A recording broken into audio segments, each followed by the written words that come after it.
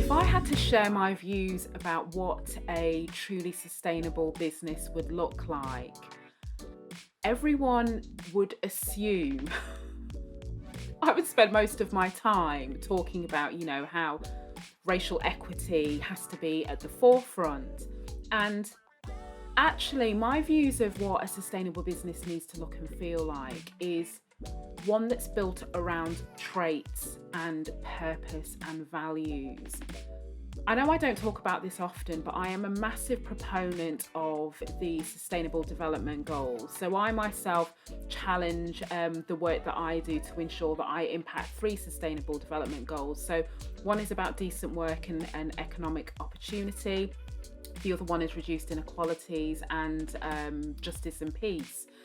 And so I hold myself accountable thinking about the work that I do in the various different guises is how I can make sure I am having a positive impact on issues that are encapsulated within all of the UN sustainability or the UN Sustainable Development Goals. Also very mindful of where we're seeing the convergence and now the emphasis on ESG, so environment, social and governance.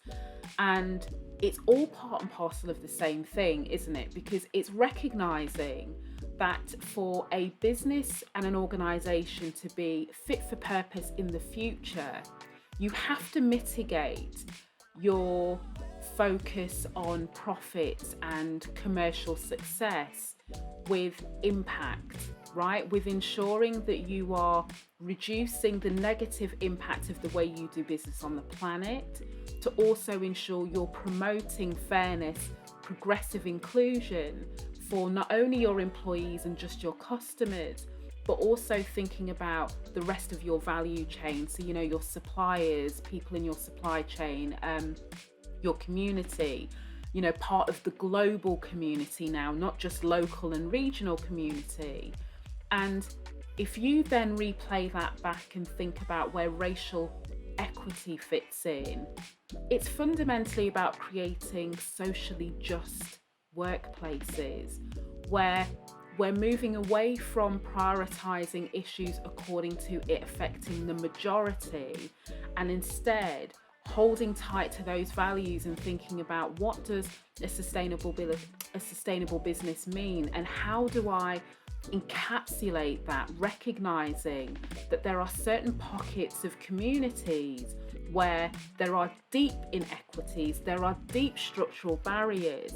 So as part and parcel of me trying to make sure that I'm leading my business in a sustainable way, right, and being super visionary about that, I recognize to deliver on that, I can't shy away from tackling some of the systemic issues that are barriers to opportunity, barriers for individuals to progress within my workplace, even if it makes me feel uncomfortable, even if I'm worried about reputational risk of saying and doing the wrong thing, even if I just can't be bothered and I actually feel like it's better to just ban any conversations that remotely seem too political as deemed by my comfort levels, because remember, political is social and it's part of the world that we live in. So that real sustainable business therefore has a culture which is like Play-Doh. I use this in a panel I did for L Education, and I talked about the culture as Play-Doh, meaning you can continually shape it to meet the demands of people, because through meeting the demands of people, that is how you can keep yourself in check, that you're not making decisions that suit you as an organization or suit us as institutions. So the Play-Doh-ness, for want of a better word, of culture is one that where you allow your employees, your colleagues to co-shape this culture according to what they need to be their best, not what's easiest for you. And it's just something that I've been reflecting on a lot as I'm now being asked to be more involved in conversations about how racial equity and social justice feed into this whole paradigm shift of sustainable business. And I'm hoping that I can get leaders to, instead of just thinking about, you know, anti-racism and this black issue as like separate things in a box, and, you know, we can put some energy over there and then let's just focus on the really important stuff over here. I'm saying that is important. Bring that together under the banner of what your vision of a sustainable business looks like. Don't marginalize that issue because it affects the minority within your workplace.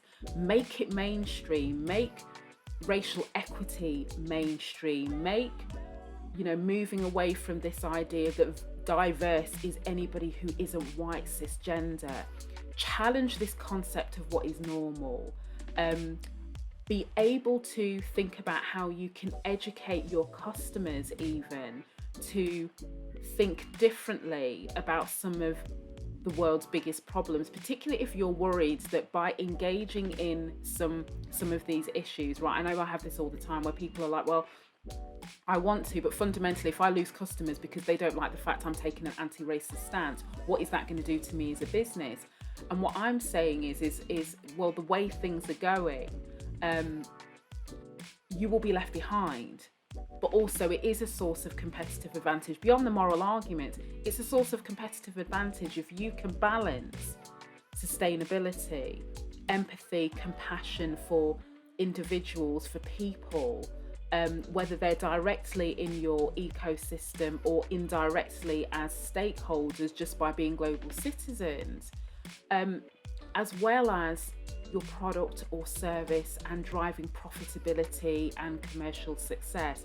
I don't think there needs to be a trade-off, and I think sometimes when we think there's a trade-off, it's to stop us from trying to find a way to mesh that together and reimagine what a sustainable business looks like. And I guess we're almost getting into now a new version of stakeholder capitalism, but we can save that topic for another day. So I hope in a strange way that made sense. It was just me really thinking on a macro level, you know, what is it? Where are we trying to go to with this? What does utopia look like for sustainability? And I keep going back to, we have to balance everything we do and kind of shift from this individualistic me, my company, my shareholders, my board, you know, making sure that we earn our LTIPs, that we get our bonus, that, you know, we maximize as much profit as possible. And maybe think about a more values, purpose-driven impact, is to say, how can we do that, but, you know, not lose our soul, not forget the impact on planet and people. Thank you so much for listening, and I'll see you again next time.